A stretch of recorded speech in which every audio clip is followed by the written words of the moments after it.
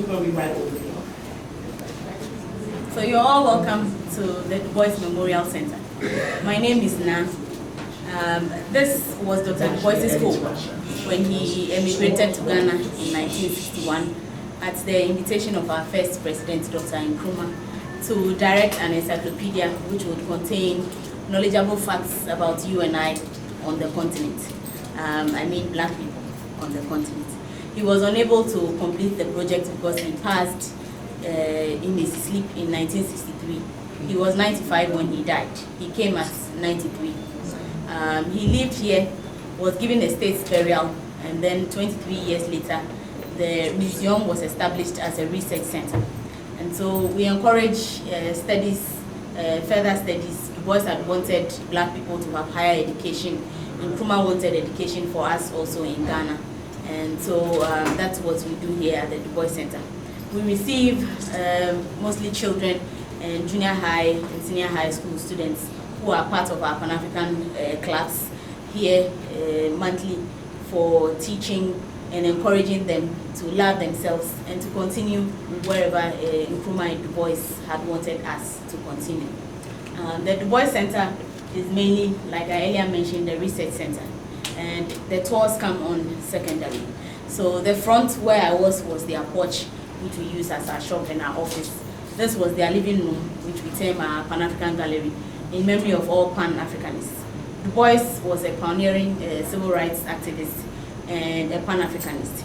He was against all forms of oppression and repression against his people and had dedicated his entire life to the betterment of the black people or the black race across the globe. Nkrumah took him as his mentor, and as a mentee, he became a staunch Pan-Africanist also, and had invited him in the 1960s when he had become the president of Ghana, so he could come and support him build the new Ghana by becoming the director of the said Encyclopedia Africana. The project is still ongoing. It's supposed to be an all-Africa project. It is no longer here, though it started in this house. They are housed somewhere else in East Airport, and they have new directors over the years. As they retire, the government puts in a new director. They are continuing with where the Duboises had stopped. Each year, something new happens on the continent. It has to be added on. We are having new countries like Sudan and some others, and so they all would have to be added onto the project. We are looking forward to a united Africa in the coming years. I still have hope. Yes, yes. We have So this was their living room, which we term our Pan-African Gallery, again in the memory of all Pan-Africanists. And yesterday was African Liberation Day. Yes. So this is a portrait of Dr. Dubois, and we use the space for education. So we change the exhibits you see occasionally. These ones mostly are women, because most of the time the women are forgotten off and the men tend to take over.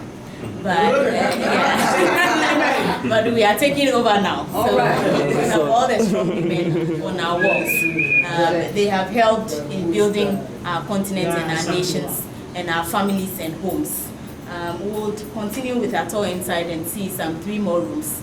And then we'll finally see the resting place of Dr. Dubois and his wife. So before we continue, I would like to say that he was married twice. His first wife was his student at the Wilberforce University. And then he got married again to his second wife, Shirley, after the first wife had died. Shirley, in her own capacity, was a professor and more politically radical than Dubois was, had worked with him at the NAACP as his secretary. And she was the first director of the Ghana Broadcasting Company, which is now the Ghana Broadcasting Corporation. So Nkrumah did not leave out the black people in the diaspora. He included everybody. And I'm looking forward to other governments doing the same. So that brings us together. We don't get to kind of shy away from ourselves, because we don't understand black people in the diaspora.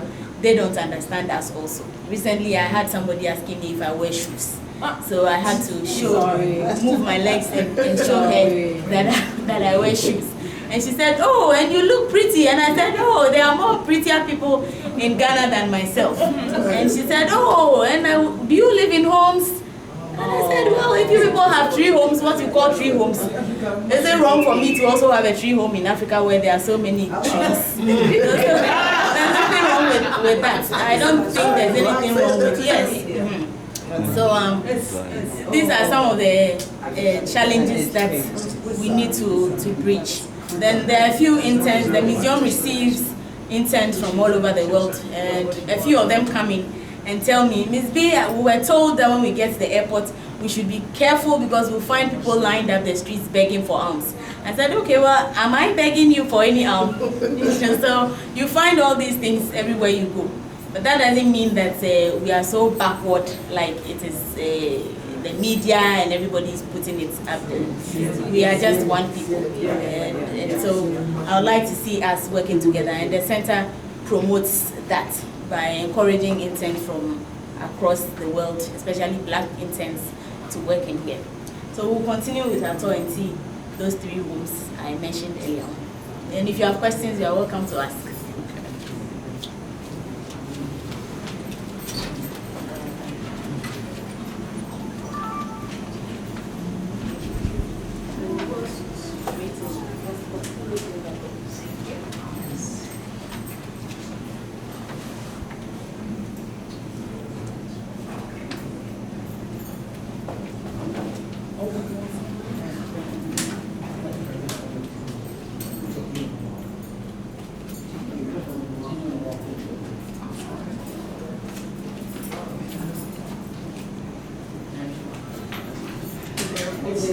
Same thing.